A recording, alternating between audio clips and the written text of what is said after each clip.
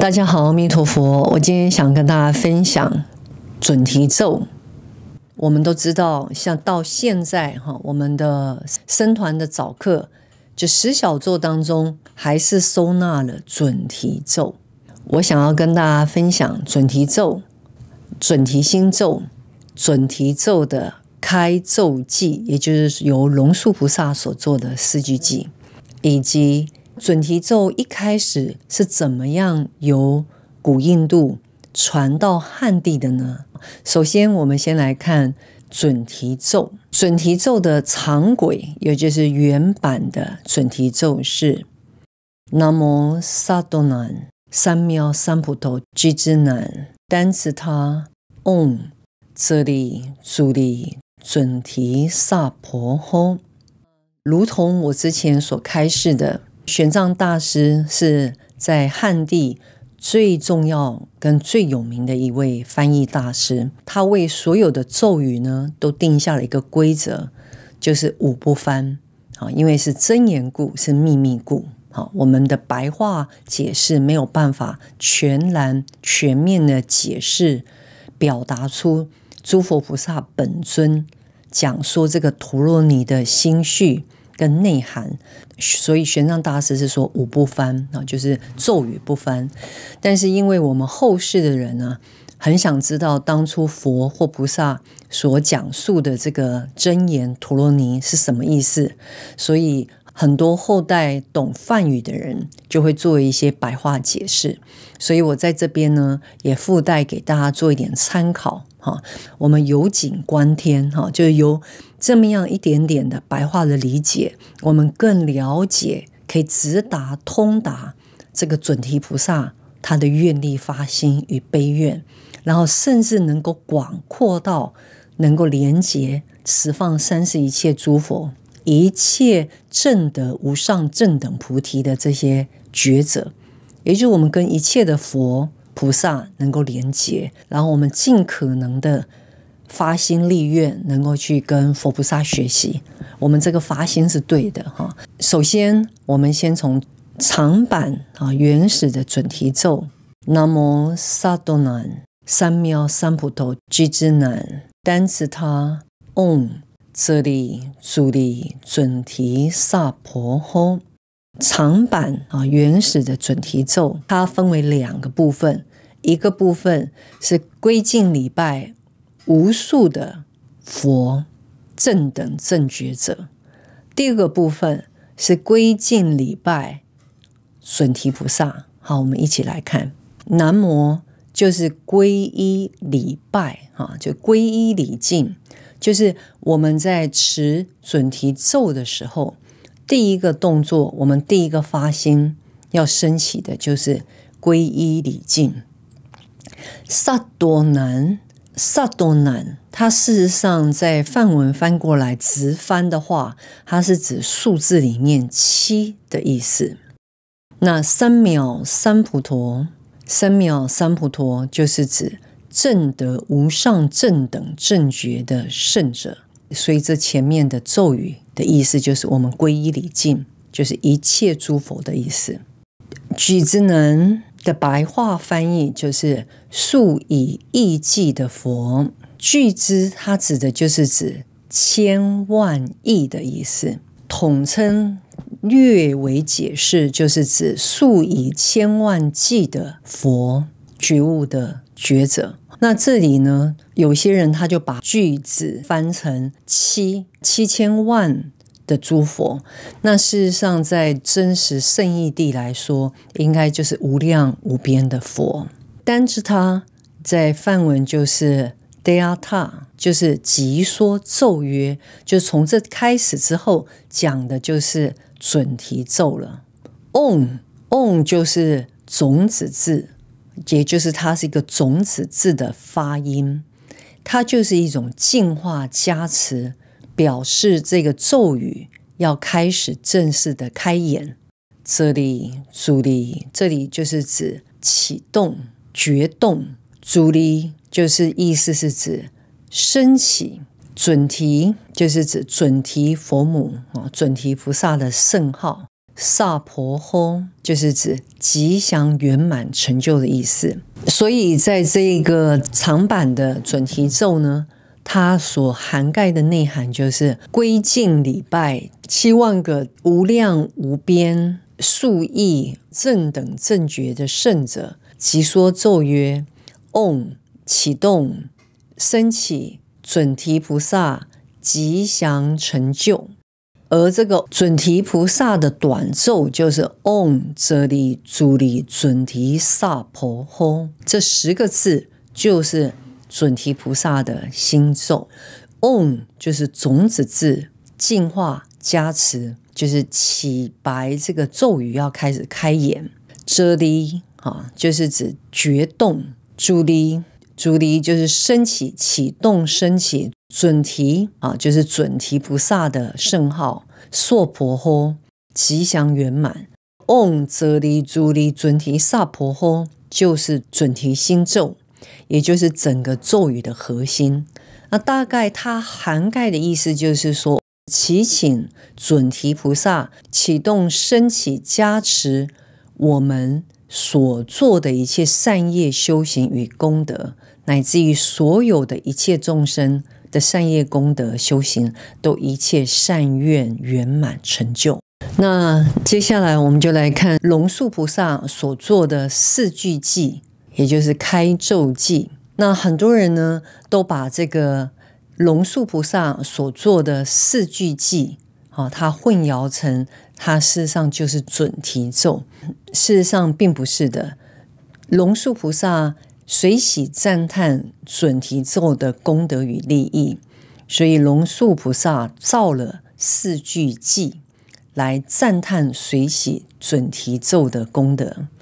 那后来的佛弟子们觉得龙树菩萨是一位圣者，如果能加上这4句偈的话，那就会更加的殊胜。所以很多人现在在持咒的时候就会有一个开咒偈。那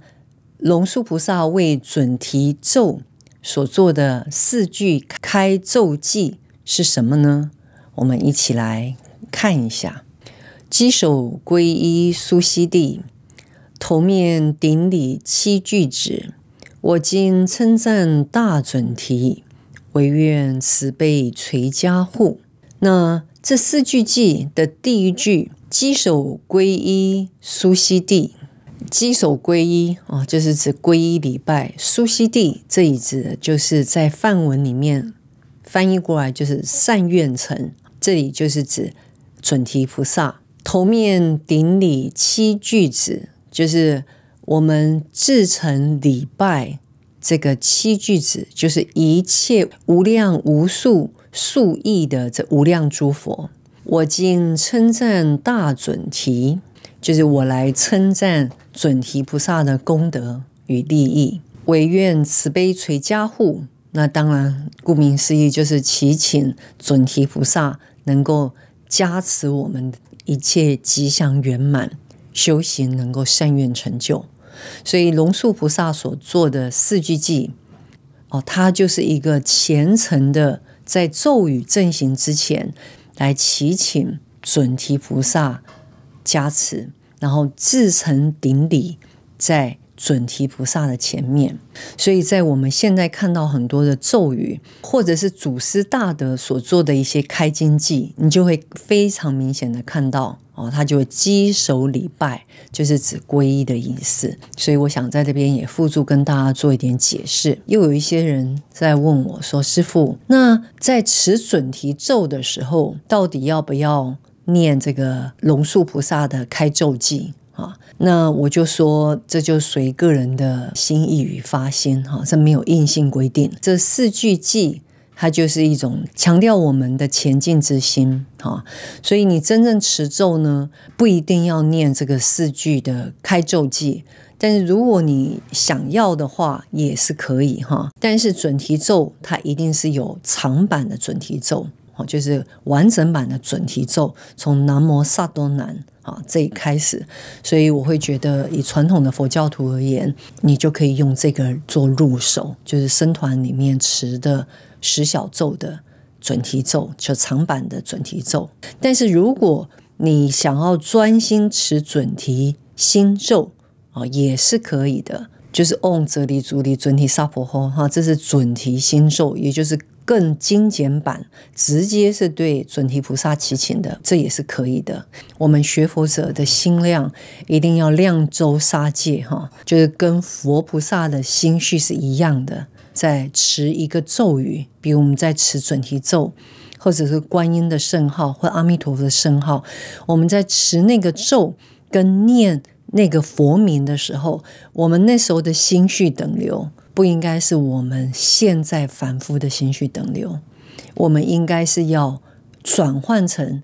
我就是在学习准提菩萨的心绪等流，我要放宽放开放大这个心胸，持那个咒语，就算只是一句佛号或者是圣号，你只要念南无观世音菩萨或者是准提菩萨，而你在念这些圣号的时候，你的心不是用你现在的凡夫心去念，而是你尽可能的用我们有限所学习到的道理，佛菩萨的心绪。比如说我们现在在持准提咒，我们就是要把它自己转换成我们就是准提菩萨的发心立愿，满一切众生的善愿，除一切的罪障。你要有这样的一个发心的时候，你所持的一句咒语或者是一个佛名，你那一个心念的本身，你已经是直接跟佛菩萨连接了。所以你在念这个咒语或持佛名的这当下，你是种下了清净无垢的善因。你这个心是想要学习跟准提菩萨一样，你的心是学习跟观世音菩萨一样，你的心是学习跟阿弥陀佛一样。所以你的心不再是现在的你充满了烦恼，充满着怨恨，充满着一切的不顺遂，不是的。我们的心要宽松的，要愉悦的，要慈悲的，要具有大悲心、菩提心，饶益一切众生的。那当你的心是转换成学习，从你持咒，这时候这一当下你决定要持咒，祈请准提菩萨加持我，你这一当下就是要跟准提菩萨相应。所以不管你念的是长版的准提咒，或者是短版的准提心咒，或者是有龙树菩萨的四句偈，因为你的心跟准提菩萨本愿相应的，你的心是相应大悲心、菩提心所致。不管你是念长版的咒语、短版的咒语，你都是已经在你的修行的生涯里面尽无量的未来生，这当下已经种了你来生会感得善因善果，成佛做主善因缘的种子，就是你当下你这一念善念所持的菩萨名，持的咒语。所以这是非常非常重要的一个修行的一个心要很多人都是用散乱心在修，边修边骂人然后我们都不知道我们要去净除自己的这个五毒，就贪嗔痴慢疑，我们都不知道我们在修行是要去打破这个二元对立，就是有你跟我的两执的差异。当然这个二元对立是一个很不容易理解的一个概念，但是呢，简单的意思是说，你不要去分别说准提菩萨你是准提菩萨，我就是凡夫，我是什么人什么人，不要。我们当持咒的时候，我们念佛号的时候，我们念阿弥陀佛的时候，我们那一念心就是要相应准提菩萨。也就是说，你那时候念准提咒的时候，你就要把自己转换成你就是准提菩萨的心。这有点难，但是你就尽量的努力，可能纯度没办法100%，毕竟我们的修行的正量还是有限，但是只要持之以恒，这个诸佛菩萨加持力是不可思议，净化我们的业障、烦恼障跟所有这个魔障累积功德，这个加持力也不可思议。你只要每一次都很认真的发心说我要学准提菩萨，然后你就用那个凡夫的心努力的去学佛菩萨的心绪等流，念一声咒语，发一个愿，我觉得这非常非常的重要。那你不要小看你那时候很专注在修行的那个刹那，你所种下的善因，你那一修行的刹那所种下的这个业识，我们讲的就是新的业力的意识，它直接就是进入到我们的阿赖耶识，好的不好的都进去。但是因为我们是在学佛菩萨，所以这个业是很强很大，而且净化力加持力非常的大，它会能够遮蔽我们的一些厄运，诸事不顺能够欲大变小，可以众业轻报。当然我们在修行的时候，我们不应该有所求，不要用有求的心去求，因为你有求的心去求的时候，它是有量的，它是可能你求一件事或求两件事，而这两件事让你满愿的，帮你解决问题的，那你就是有限量的功德。那如果你在修行的时候，你在持准提咒或者持观音咒，你的心是能够广大的跟佛菩萨相应的话，那你不要担心你现在的魔障或者诸事不顺，事业不顺，或者赚不到钱，或身体的疾病，一定都会众业轻报。没有众业轻报，那就是代表我们还努力时间不够。那当然你持完咒以后，那最终我们还是要意念这个诸佛菩萨的慈悲大愿，准提菩萨的这个殊胜的不可思议的功德之力，然后回向，就回向自己的一切障碍病障皆悉消除，然后回向所有这些六道的众生，跟你一样受此所苦的这些众生，也一样能得到准提菩萨的加持，然后再回向你所有现在你想回向的对象或事情，就是在从广义的回向，再到你现在你想着重的那种重点目标，想要解决的问题。我觉得如果你可以这样子做，分层次的做观想、回向、修法，我觉得这个力量是应该会慢慢的增加的哈。所以今天大家都学习了解了这个准提咒的原始的准提咒跟心咒，那心咒就是 Om 遮利珠利准提萨婆诃，祈请准提菩萨加持我，决动升起准提菩萨你的一样的这个本序心序融入在我的身心当中，祈请你加持我突破一切的障碍危难，让我善愿成就。你就是在持咒的时候，你这个意识在一开始跟最后回向的时候，你可以过一遍，稍微很快的这样理解一下这个咒语在讲什么，做这个回向，我觉得这就是蛮圆满的。那准提咒一开始是怎么样由古印度传到汉地的呢？准提咒一开始由古印度传入汉地，是由北周时期者那却多这个译师所翻译，名为七具指佛神咒，而收录在种种杂咒经里面。那时候那个准提咒它的名字叫做七具指佛神咒，这是第一次一开始由古印度传到北周时期的时候，这在大藏经里面的大正藏第21册是有收录的。在这一位译师的翻译下，他只对咒语做了翻译，内容当中没有任何的经文或者有任何的仪轨。当然从北周到唐代，那唐代呢最著名的就是玄奘大师。玄奘大师这位大译师呢，的确他就翻译了准提咒，名为七具指佛咒，是收录在咒五首里面的第2首，这也是收藏在大正藏里面，也就是大藏经第2册。玄奘大师这里给他的起名七具指佛咒，那时候还不是叫准提咒，它就是叫七具指佛咒。而到现在我们最为流传最为普行的呢，就是唐代地婆诃罗这位译师所翻译的，它是收录在佛说七具指佛母心大准提陀罗尼经，它这里面就有收录了准提咒。除了收录咒语之外，也收录了经文，这当中它也诠释了很多这个持准提咒可以如何驱魔治疗疾病，如何能够亲见本尊的一些修法。那针对准提咒可以做怎么样的一个修持跟修法，我等下一次再跟大家做一系列的分享哈。因为我在之前已经做了这个大悲咒的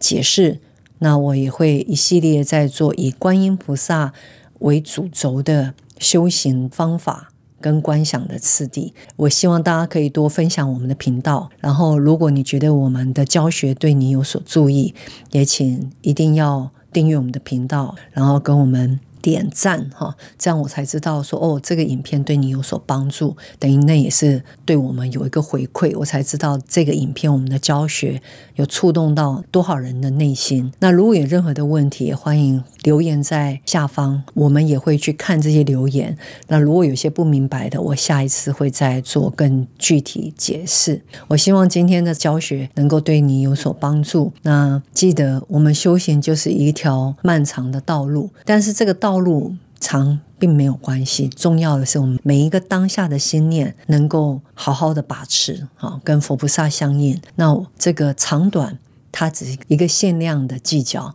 在究竟意义上面我们是跟诸佛菩萨是无二无别的。那我希望大家喜欢我今天的分享，我们下回见，阿弥陀佛。